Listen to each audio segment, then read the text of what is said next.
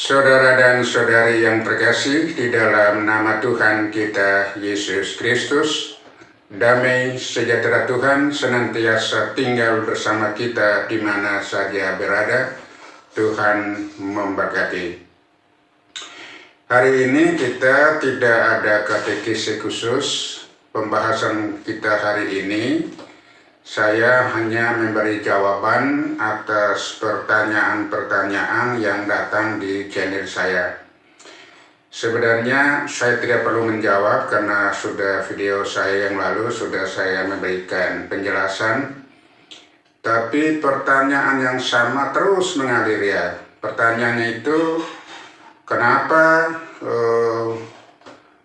Romo-romo Katolik itu kalau diajak debat selalu menghindar, ya, selalu menghindar itu berdebat supaya tahu mana yang benar itu dari penjelasan mereka, dari pertanyaan mereka.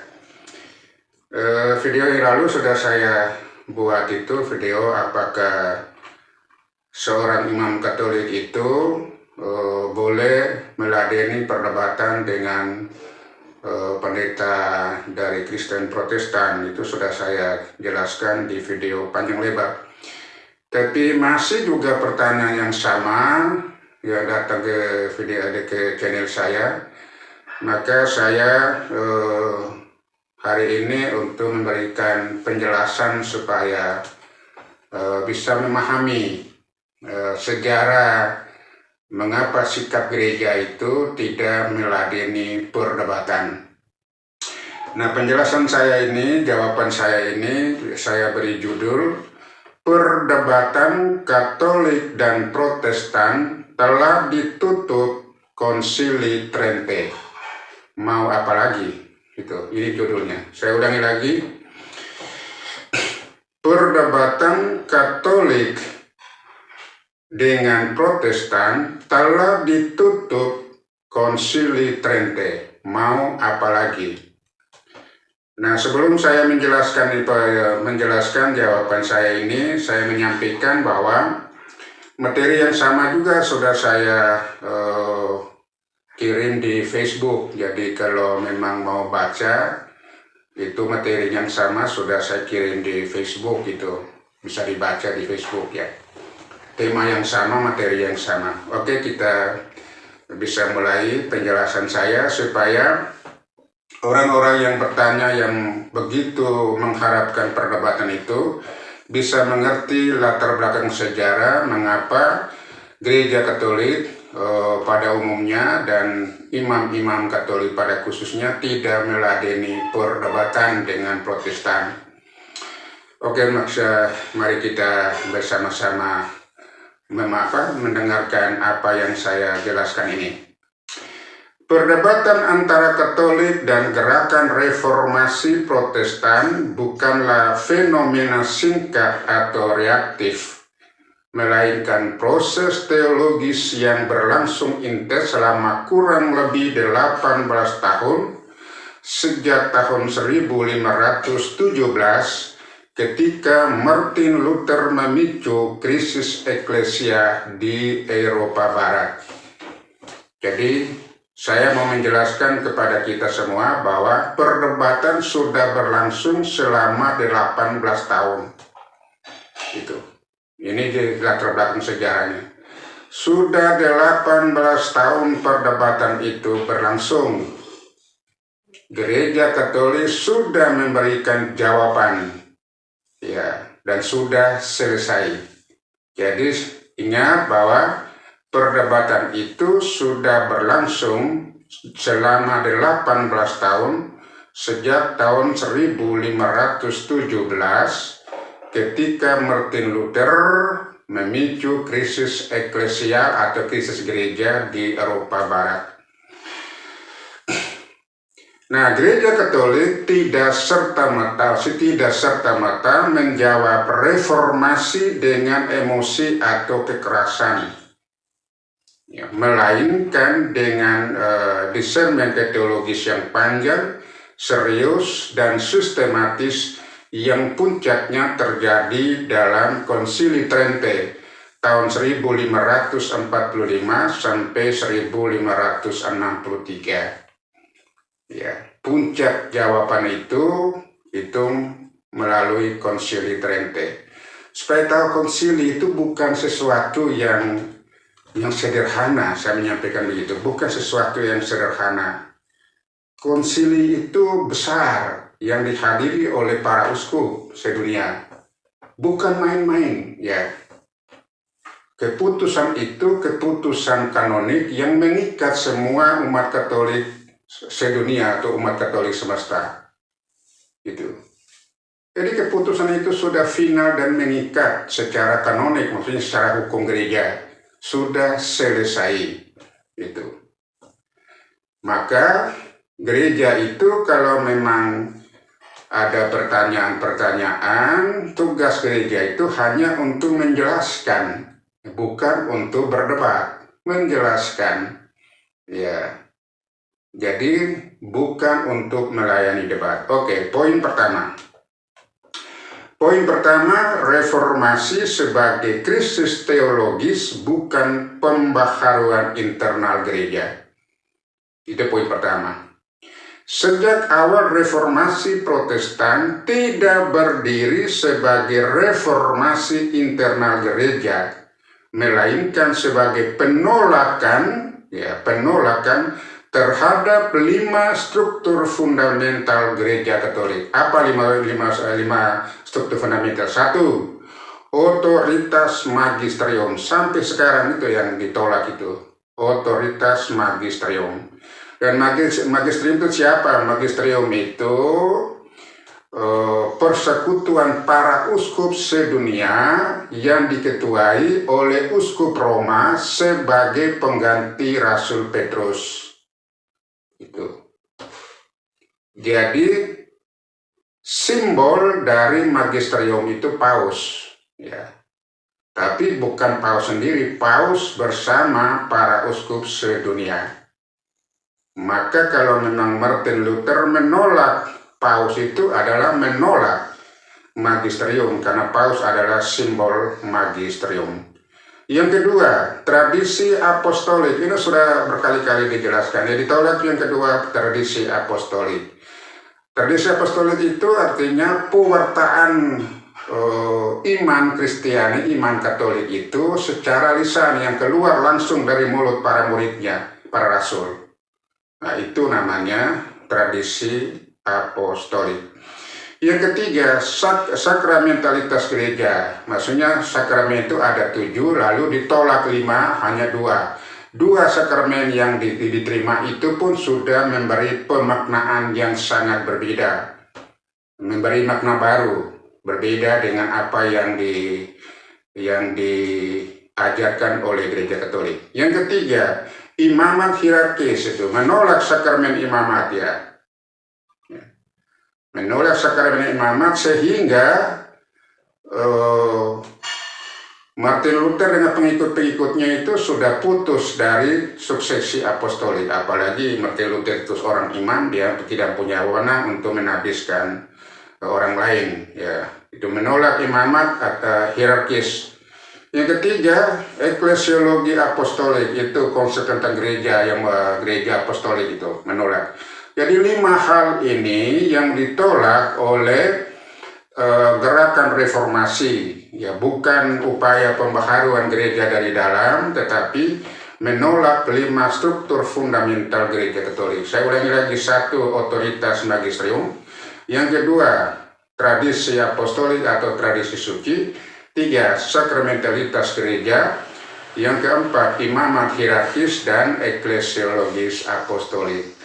Nah, unsur kelima saya beri penekanan khusus, ya. Mengapa kalau ada dari polemikus Protestan kalau mengunjungi channel saya, mereka memberikan pertanyaan, saya tidak meladeni, tidak menjawab. Kenapa? Karena dari apa yang mereka sampaikan itu, saya melihat bahwa konsep eklesiologisnya tidak nyambung, ya.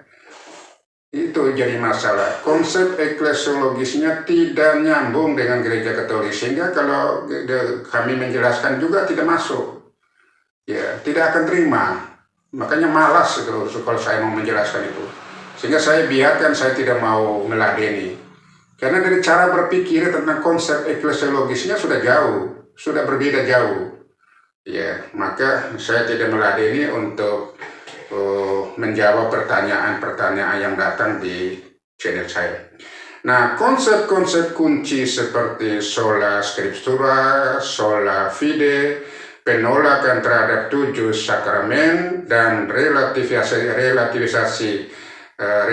iman, tradisi apostolik menciptakan krisis yang bersifat doktrinal, bukan sekedar pastoral atau moral. Ini supaya dipahami, ya. Sekarang poin yang kedua.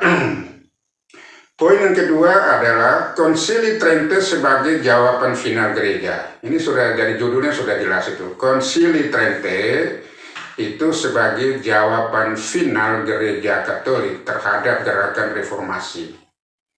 Ya, kalau saya tidak salah ya benar ya. Kalau bisa jadi dikoreksi kalau memang penyampaian saya ini tidak secara historis itu keliru ya. Martin Luther dengan teman-temannya diundang dalam Konsili Trente itu, tetapi setelah dia melihat situasi di dalam peserta konsili para uskup itu adalah orang-orang yang masih setia kepada gereja Katolik, akhirnya mereka sendiri waktu itu keluar. Mereka tahu bahwa mereka kesulitan untuk berbicara dalam forum itu karena mereka sepertinya sendirian, ya, karena masih yang hadir itu uskup-uskup yang setia kepada magisterium, ya, yang diketuai oleh Paus. Seperti itulah sejarah. Bisa jadi saya salah atau keliru, bisa dikoreksi. Ya, Martin Luther dengan teman-temannya itu waktu itu keluar dari forum dari konsili itu, ya, dari forum konsili. Oke, poin yang kedua kita jelaskan. Konsili Trente sebagai jawaban final gereja. Konsili Trente bukanlah forum dialog tanpa batas, melainkan konsili ekumenis yang memiliki otoritas tertinggi gereja semesta. Tuh. Konsili itu pesertanya para uskup sedunia. Lalu kalau berhadapan dengan satu orang Martin Luther, ini kalau sampai kita menerima gagasannya itu akan lucu. Konsili itu bukan main-main itu ya. Ya, oke, sampai sini. Selama hampir 2 dekade gereja satu mengkaji klaim reformasi secara sistematis. Jadi gereja itu kaji, ya, bagaimana klaim reformasi secara sistematis. Yang kedua, menguji dasar biblis dan patristik ajaran-ajaran Protestantisme. Jadi saya bukan langsung ini anatema, waduh, itu melalui proses panjang, menguji dulu dasar biblis, dasar kitab suci, dan ajaran bapak-bapak gereja patristik tentang ajaran Protestantisme, yang tentang sola-sola itu ada 5 sola itu.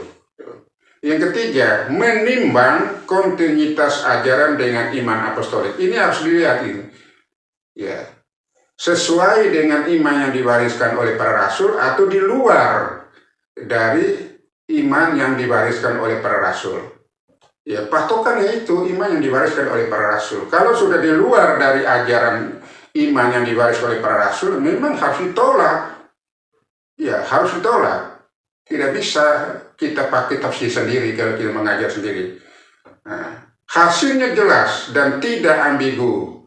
Dari ketiga hal ini yang dilakukan oleh konsili. Satu, mengkaji klaim reformasi secara sistematis. Yang kedua, menguji dasar biblis atau dasar kitab suci dan patristik, artinya ajaran-ajaran bapak gereja tentang ajaran Protestantisme. Yang ketiga, menimbang kontinuitas ajaran dengan iman apostolik. Nah, hasilnya bagaimana?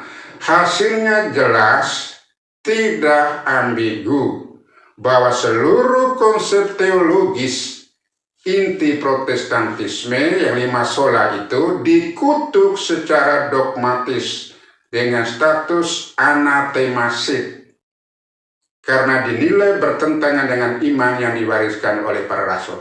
Maka Kalau gereja Katolik menyatakan Protestan itu bidat atau heresi, itu keputusan konsili, bukan orang pribadi.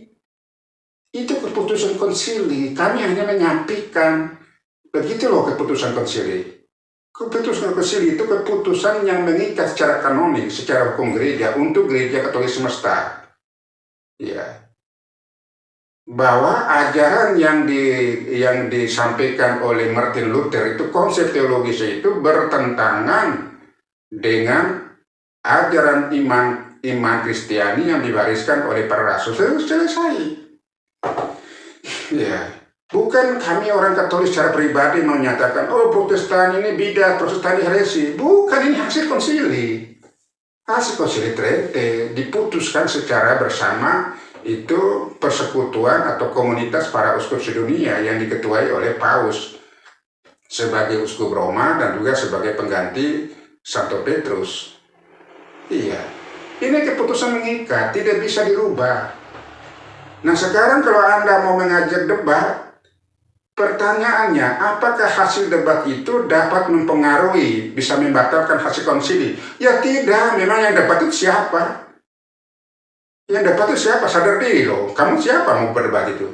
Hasil debat itu apakah mau menggagalkan konsili Trente? Nggak bisa. Tidak bisa. Itu. Di mata orang Katolik sampai kapanpun bahwa Protestantisme itu heresi atau bidat. Itu aja, selesai. Maka orang Katolik ya tidak bisa kompromi. Tapi sama sekali bukan benci Protestan, tidak, komunitas Protestan tidak benci, tapi Protestantisme, ajaran teologis, konsep teologisnya itu yang dikatakan bidat atau heresi. Bukan baru muncul istilah heresi baru sekarang ini, tapi melalui proses panjang. Berdebat dulu selama 18 tahun, berdebat dengan tokoh-tokoh reformasi, berdebat itu langsung dengan Martin Luther dengan teman-temannya. Lalu sekarang kalau ada lagi pendeta mau berdebat lagi dengan gereja Katolik, memang Anda lebih hebat dari Martin Luther dengan pengikut-pengikutnya.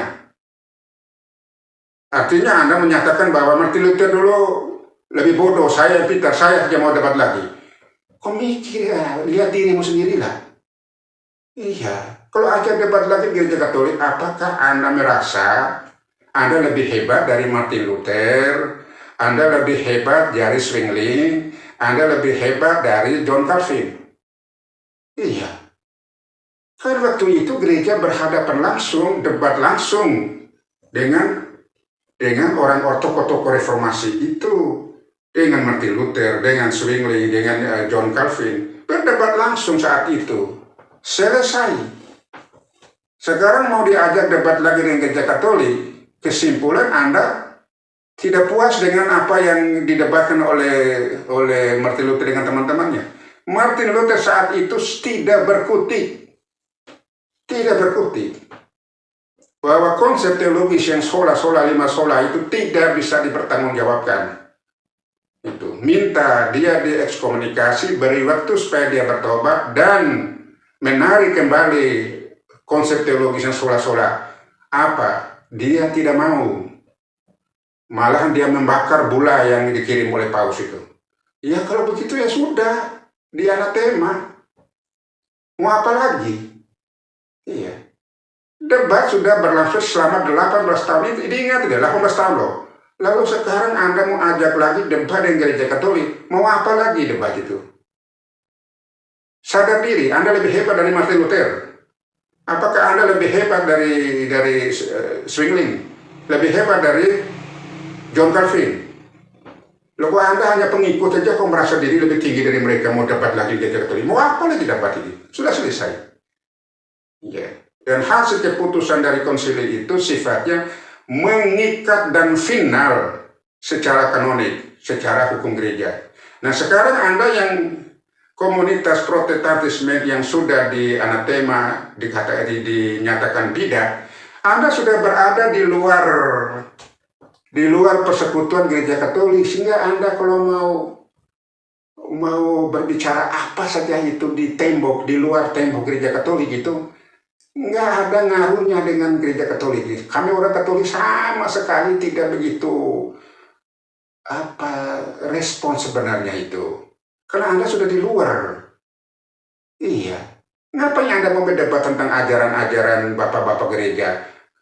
Supaya ingat, dalam pikiran bapak-bapak gereja, di kepala bapak gereja, sama sekali tidak terlintas komunitas Protestan. Kenapa Anda harus merujuk kepada ajaran bapak-bapak gereja? Sama sekali mereka tidak pernah berpikir tentang komunitas Protestan. Tapi kalau Anda merujuk dari ajaran-ajaran bapak-bapak gereja, ini kan aneh. Aneh. Tulisan-tulisan bapak gereja Anda ambil, lalu menyerang lagi gereja Katolik. Loh, kok aneh sekali? Supaya Anda tahu, di dalam otak, pikiran, perasaan bapak-bapak gereja tidak terlintas sedikit pun tentang komunitas Protestan. Karena mereka hidup sebelum Protestan belum lahir. Kenapa Anda mengutip dari ajaran-ajaran bapak-bapak gereja? Ya. Nah ini, saya kembali ke sini. Hasil dari ini, hasilnya jelas, tidak ambigu, bahwa seluruh konsep teologis inti Protestan, maksudnya yang 5 sola itu, dikutuk secara dogmatis dengan status anatemasik, karena dinilai bertentangan dengan iman yang diwariskan oleh para rasul. Nah, kita lihat beberapa contoh utama. Saya beri 3 contoh. Contoh yang pertama, konsep sola fide. Sola fide dikutuk karena meniadakan peran rahmat yang bekerja melalui sakramen dan perbuatan kasih. Sudah ditolak. Gitu. Dia minta supaya Martin Luther tarik kembali ajaran dia terima, ya sudah. Yang kedua, sola scriptura ditolak gereja Katolik karena menyangkal tradisi apostolik atau tradisi suci dan otoritas gereja yang justru melahirkan kitab suci. Ditolak. Kitab suci yang gereja Katolik yang melahirkan kitab suci, malah Anda tolak ke gereja Katolik. Ya, video saya yang lalu saya analogikan begini. Kamu beli buku lalu Anda menolak lagi penulisnya. Terus menyatakan penulisnya salah, kamu yang benar. Loh, kok baca buku orang Anda menilai lagi Anda yang benar, penulisnya salah. Ini lucu sekali.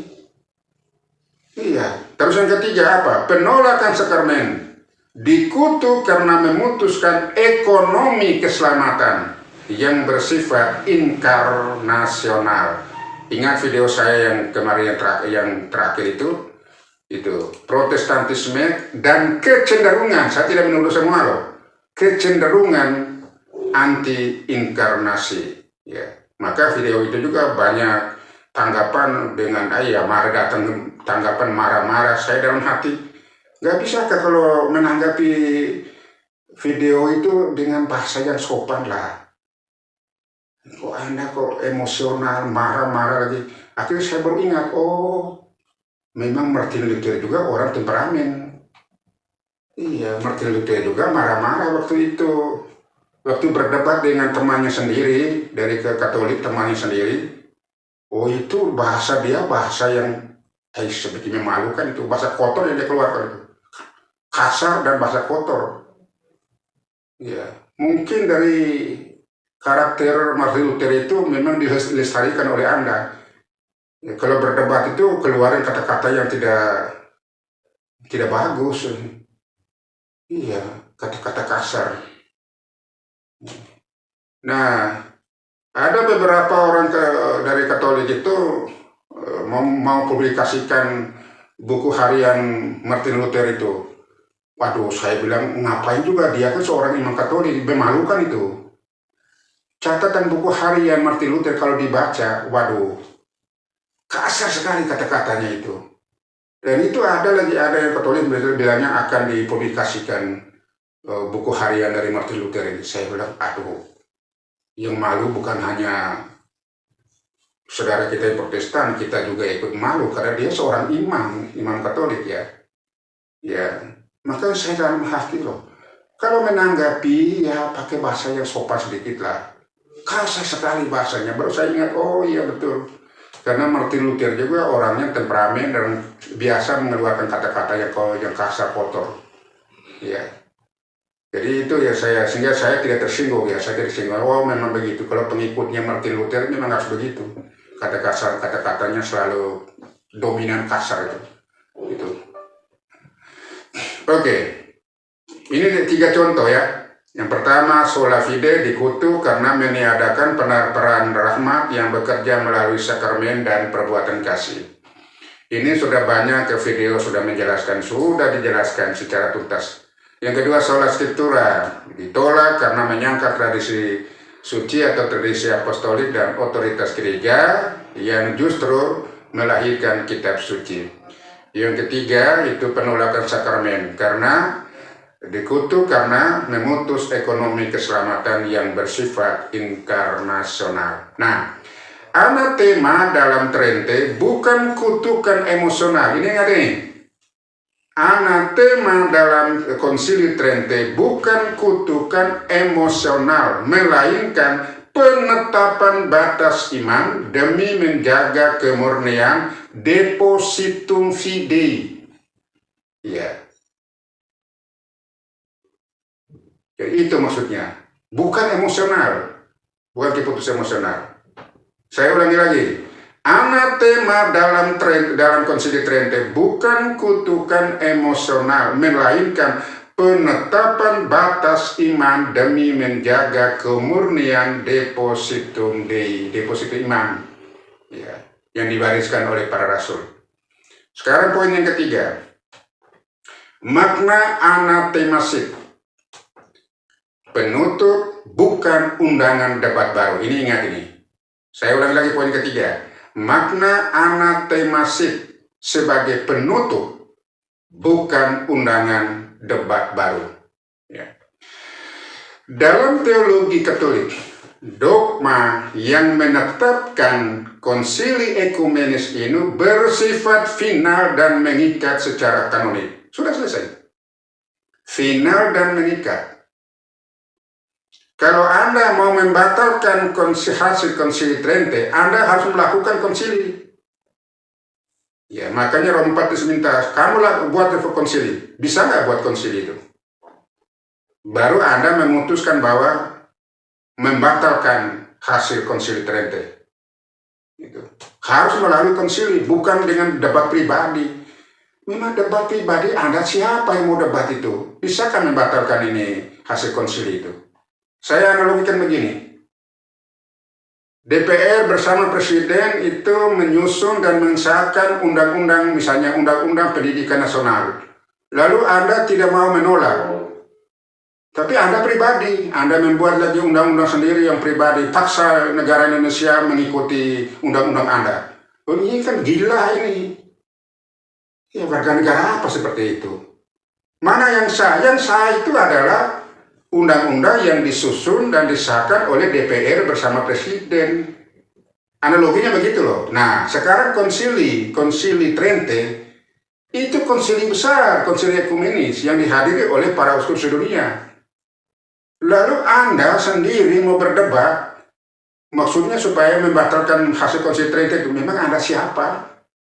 Anda satu orang, kemampuan teologis kamu juga masih kelasnya tidak jelas, ngaku-ngaku teolog, mau sejajarkan dengan para peserta konsili. Waduh, terlalu percaya diri, itu namanya kesombongan itu. Iya, saya menyatakan begini, coba Anda lahir pada tahun 1517, misalnya Anda seumur dengan Martin Luther.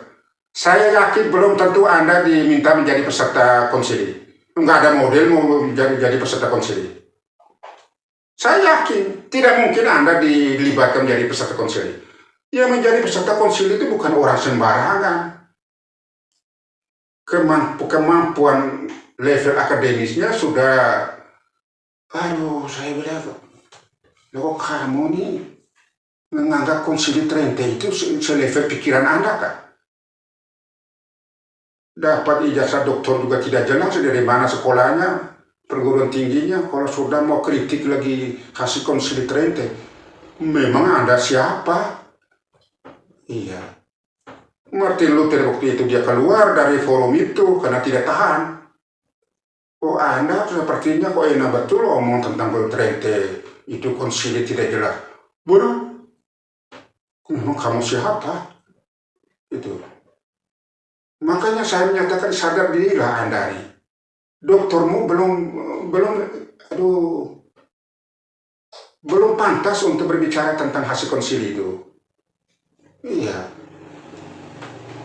ngaku-ngakunya ini teolog-teolog, parahannya kutipan-kutipan dari buku orang yang ngawur aja, kutipan dari kitab suci juga ngawur aja, ngakunya teolog, mau aja berdebat dengan gereja Katolik. Pastor Katolik tidak meladeni, menyatakan pastor Katolik takut. Takut memang kamu siapa? Iya, berapa lama kamu belajar itu? Iya, saya aduh kacau juga ya.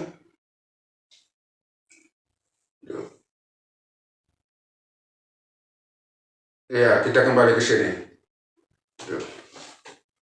Jadi dalam teologi Katolik itu dogma yang telah ditetap oleh dalam konsili ekumenis itu bersifat final dan mengikat. Itu. Ada lagi orang komentar, oh itu konsili Trente untuk orang Katolik, untuk gereja Katolik. Ya betul gereja Katolik. Saat itu Martin Luther itu orang Katolik, dia ekskomunikasi dia. Nah, kalau Anda yang mengikuti Martin Luther, yang mengikuti John Calvin, mengikuti Zwingli, Anda sudah di luar komunitas gereja Katolik, jadi tidak perlu lagi. Kenapa Anda sekarang mau ajak-ajak debat lagi dengan gereja Katolik? Kamu kan sudah di luar. Kenapa Anda mau debat lagi tentang hasil konsili, tentang tulisan bapak-bapak gereja? Anda kan di luar warga negara gereja Katolik. Sama saja Anda warga negara Malaysia, mempersoalkan Undang-Undang Dasar Republik Indonesia. Coba Anda kan bukan warga negara Indonesia. Anda warga negara Malaysia, itu analoginya. Iya, waktu itu Anda masih warga negara Indonesia, Anda melalui konsili itu menyatakan ajaranmu di anatemasi dan Anda diekskomunikasi dari persekutuan gereja Katolik. Maksudnya, kalau kita analogikan sekarang itu kewargaan negaramu dicabut. Ya sudah selesai. Ngapain kamu ganggu lagi gereja Katolik ini? Kamu kan sudah di luar. Tidak perlu lagi kamu ngotot-ngotot lagi. Ya, kan sudah di luar, ngapain kamu capek-capek untuk debat dengan Anda? Oke. Keputusan konsili bukan bahan diskusi ulang. Nih, contoh ini, karena sudah final. Jadi Anda mau ajak debat, mau debat apa? Debat hasil konsili. Debat tentang dogma. Apa kepentingan Anda untuk debat itu? Apa kepentingannya? Mau untuk apa? Iya. Dogma tentang Maria, kamu berdebat. Loh itu kan ajaran gereja Katolik. Kamu di luar ngapain? Iya. Kan sudah di luar, untuk apa? Itu. Jadi tidak perlu. Mau debat lagi hasil konsili. Loh Anda siapa? Kan Anda sudah di luar. Anda bukan orang Katolik, bukan umat gereja Katolik. Konsili bukan bahan diskusi ulang. Ini ingat ini. Apalagi negosiasi lintas abad. Tidak perlu lagi. Maka secara ilmiah dan eklesiologis, pertanyaan kritis harus diajukan adalah sebagai berikut.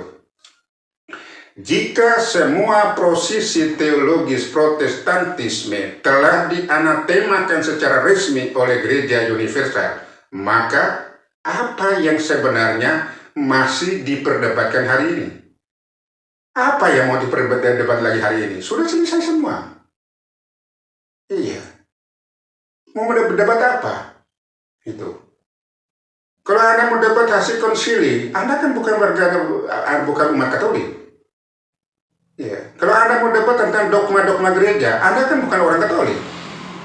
Untuk apa Anda berdebat ini? Oh, Maria itu bukan Bunda Allah. Ngapain? Itu kan iman yang untuk komunitas gereja Katolik, keluarga gereja Katolik. Kalau kamu di luar, ngapa kamu repot? Iya. Makanya saya pinjam pernyataan Romo Patri, sudah ambil buku kitab suci orang, tafsir suka-suka, lalu datang kembali ajak debat dengan pemiliknya. Itu nggak sopan sama sekali itu namanya. Gitu. Jadi apa mau diperdebatkan hari ini? Sudah selesai. Sudah tutup. Contoh, Undang-Undang Negara Republik Indonesia sudah ketok palu, sudah disahkan masuk catat dalam dokumen resmi gereja. Anda mau buat apa lagi? Iya. Minta-minta karena Anda dokter, karena Anda mengaku-ngaku teolog, lalu Anda gugat lagi undang-undang. Memang kamu siapa? Iya. Karena itu keputusan sidang paripurna DPR bersama Presiden itu final mengikat untuk warga negara Indonesia. Begitupun juga dalam gereja. Konsili Trente itu final mengikat secara kanonik, hukum gereja. Itu. Jadi tidak perlu Anda mau apa lagi. Oke. Perdebatan kontemporer seringkali hanya mengulang. Ingat ini. Makanya Romo Patris, pastor itu tidak mau. Kami tidak mau meladeni debat. Kenapa? Perdebatan kontemporer seringkali hanya mengulang 3 hal. 1. Argumen yang telah dijawab pada abad ke-16. Sudah melalui proses perdebatan selama 18 tahun. Puncaknya dengan Konsili Trente. Argumen telah dijawab pada abad ke-16. Yang kedua, klaim yang telah diuji dan ditolak secara dogmatis. Yang ketiga, retorika tanpa otoritas magisterial. Sudah selesai. Maka kalau Anda mau ngoceh-ngoceh debat-debat orang Katolik ketawa saja lihat itu. Kayak anak-anak aja. Selesai. Nah kalau Anda mau apa? Buat konsili dulu. Ya. Konsili yang dihadiri oleh 60 ke 40 ribu denominasi itu. Kamu kumpul semua itu. Nyari mana teologi yang kamu tidak sepakat, yang menganggap tidak sepakat, kau saring semua, lalu yang hasilnya itu nanti berdebat dengan gereja Katolik. Nah, itu baru bisa. Sehingga Anda waktu itu berdebat itu mewakili representasi dari komunitas Protestan. Kalau ini dari denominasi kecil, pendeta dari gereja kecil, gerejanya hanya 1 kakak, 2 kakak, mau berdebat dengan gereja Katolik. Lalu pertanyaannya, Anda mewakili siapa? Kalau debat di gereja Katolik, kan Katolik selalu tanya, Anda mewakili siapa? Apakah Anda mewakili semua komunitas Protestan dari puluhan ribu denominasi itu? Tidak bisa menjawab. Tidak bisa menjawab. Kalau Anda berhadapan dengan gereja Katolik, lalu Anda mewakili siapa? Kalau hanya mewakili denominasi yang kecil sekali, yang jumlahnya umatnya hanya beberapa orang itu, kayak kelompok arisan itu. Loh kok itu kan lucu kalau berhadapan dengan gereja Katolik gitu. Makanya kalau saya menyatakan video saya yang lalu itu, berhadapan dengan gereja Katolik sama seperti Anda berhadapan dengan gunung besar. Gitu. Tembok raksasa. Karena nggak selevel, kamu satu denominasi itu berapa sih jumlahnya umatmu? Iya, komunitas kecil mau aja berdebat dengan gereja Katolik. Itu terlalu percaya diri itu. Berlebihan percaya diri itu. Jadi sudah ada 3 hal ini sudah. Lalu dalam kerangka Katolik, hal ini bukan lagi dialog doktrinal, melainkan repetisi polemik di luar struktur otoritas gereja. Itu polemik yang berulang-ulang itu. Iya, sampai hari ini polemik terulang. Nah, tugas kami dari gereja Katolik, kami menjelaskan bahwa itu keputusan dari konsili itu. Kami hanya melaporkan. Lalu dari pihak Anda, dari pihak komunitas Protestantisme, hanya 2 pilihan. Hanya 2 pilihan. Menerima ajaran gereja yang Katolik, Kudus Katolik S1, Kudus Katolik Apostolik, atau Anda tetap mempertahankan dengan ajaran yang diwariskan oleh Martin Luther itu, ajaran yang sudah dianatema. Itu hanya 2 pilihan. Ya. Yang kedua, pilihan begitu. Ya, sederhananya begini. Anda kembali ke Katolik atau menjadi ateis. Itu aja pilihannya. Tidak ada lain lagi. Tidak ada kompromi lagi dengan gereja Katolik. Selesai di konsili Trente itu. Sudah selesai. Itu final dan mengikat secara kanonik, secara hukum gereja. Oke. Nah sekarang kita masuk poin yang keempat. Poin yang keempat itu dari perspektif Katolik. debat telah selesai, tinggal sikap iman. Nah ini, debat sudah selesai, tinggal sikap iman. Nah, dari sudut pandang teologi Katolik, perdebatan doktrinal dengan Protestantisme telah berakhir di Konsili Trente, sudah selesai. Ya. Kami tidak mau meladeni debat karena kami setia dengan keputusan Konsili Trente, selesai. Yang tersisa bukanlah kebutuhan akan debat baru, melainkan pilihan sikap. Satu, menerima ajaran gereja yang satu, kudus, katolik, dan apostolik. Satu, itu terima dan kembali ke gereja Katolik. Pilihan pertama. Pilihan kedua, tetap berada di dalam multi tafsir tanpa otoritas final. Silakan. Tidak ada pilihan lain. Kembali ke gereja Katolik atau tetap dengan konsep teologis yang diwariskan oleh Martin Luther itu. Silakan. Tidak ada kompromi dengan gereja Katolik itu. Nah, tetapi ingat itu, gereja Katolik sebagai ibu yang punya hati. Gereja Katolik tidak menutup pintu pastoral, pintu dialog pastoral dan ekumenis. Tetapi tidak membuka kembali dogma yang telah diputuskan secara final dan mengikat secara kanonik. Ya, maka kalau Anda mengunjungi channelnya Romo Cafe, tugas Romo Cafe untuk menjelaskan sikap gereja, ajaran gereja yang sesungguhnya. Kalau Anda kunjungi channel saya mengajar ajaran gereja, ya, tidak kompromi. Kalau Anda mempertanyaan pertanyaan yang tidak masuk akal, saya tidak tanggapi. Gitu. Kalau Anda mau mengikuti channel ini Romo Patris, itu Romo Patris mengajar ajaran gereja. Itulah ajaran gereja. Maka kami sekarang ini dari Katolik ini turun gunung itu ada yang sebagai polemikus, ada yang sebagai pengajar, ada sebagai menjelaskan ajaran gereja dengan berbagai macam cara. Maksudnya apa? Mau menyadarkan saudara-saudara kami dari komunitas Protestantisme dari segi historisnya, dari segi konsep teologisnya, dari segi sakramentologisnya, dari segi epistemologisnya, dari segi teologisnya. Ya, itu tugas kami. Ada yang macam-macam. Ada yang seperti Romo Patris itu langsung berhadapan, ya, saling menjawab. Nah, kalau seperti Romo Cafe itu orang masuk itu dia diskusi, ya, diskusi dengan pendeta-pendeta datang kunjungi. Saya ada beberapa di channelnya Romo Cafe itu kadang-kadang saya rasa damai sekali. Nah, pendeta datang dengan kerendahan hati, mari kita sama-sama belajar. Coba seperti itulah, ya. Ada yang datang ngomel, hanya menguasai satu ayat, ngomel, memaksa diri.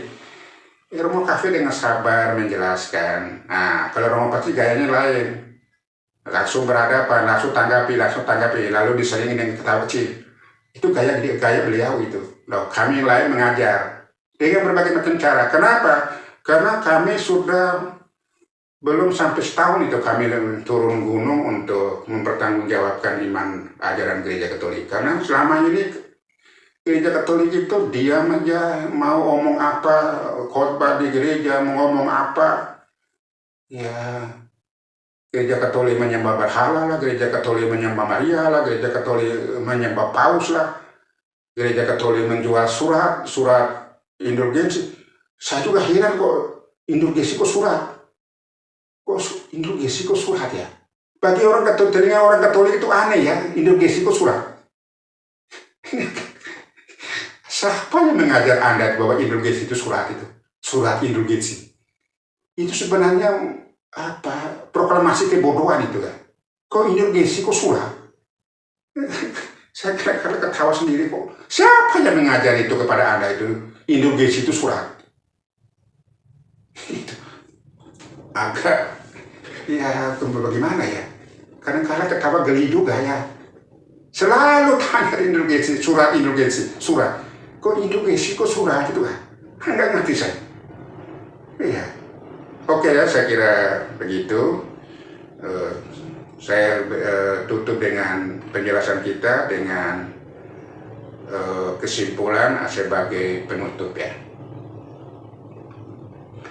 Sekarang poin yang kelima, kesimpulan sebagai penutup. Yang pertama, Konsili Trente berdiri sebagai monumen teologis bahwa Gereja Katolik telah menjawab reformasi secara tuntas, sistematis, dan berotoritas. Ini satu, selesai. Tidak ada lagi. Maka kalau orang Katolik tidak ada ini debat, ini selesai. Yang kedua, maka pertanyaan sekarang, mau berdebat apa lagi? Ini pertanyaan kami. Sekarang mau berdebat apa lagi? Bukanlah ungkapan emosional, melainkan pertanyaan metodologis yang sah. Debat apa yang masih mungkin jika dasar-dasar konsep teologis Protestantisme telah ditetapkan sebagai penyimpangan doktrinal dengan status anatemasip? Mau apa lagi? Ya, selesai. Tugas kami mengajar dan menjelaskan, itu aja tugas kami. Kami hadir ini dengan berbagai macam cara mengajar dan menjelaskan. Anda hanya dua pilihan, kembali ke Gereja Katolik atau tetap bertahan dengan ajaran yang sudah dianatema itu. Silakan, karena ini kan Anda bebas. Dan saya dengan Romo Patsu berkali-kali, dengan saya juga video saya sudah berkali-kali saya menyatakan, mengapa kami sibuk, karena ada orang, kenapa kamu selalu sibuk sekali berbicara tentang agama kami? Terus terang, Protestantisme itu bukan agama baru. Itu Katolik yang dipelintir. Iya. Jadi kalau kami membahas itu bukan kami repot, tidak. Menjelaskan bahwa itu bukan agama baru. Tidak ada agama baru. Protestan itu bukan agama baru. Baru diakui agama itu secara sosiologi, secara yuridis. Negara Indonesia mengakui bahwa Protestan itu secara hukum agama, secara sosiologis itu agama. Tapi secara teologis bukan agama baru. Secara teologis bukan agama Protestan itu. Itu Protestan adalah Katolik yang dipelintir. Maka kami punya tugas untuk menjelaskan. Yang terima silakan kembali ke Gereja Katolik, yang tetap bertahan dengan ajaran yang sudah dianatema itu silakan, karena itu kan kehendak bebas. Kami tidak memaksa. Tapi saya harap ya teman-teman yang dari polemikus Protestan, kalau kunjungi channel-channel kami itu ya memberi tanggapan yang sopan sedikit lah. Biar sebagaimanapun kita sama-sama percaya Kristus, walaupun kalian tidak penuh percaya Kristus itu. Ya sopan sedikit lah.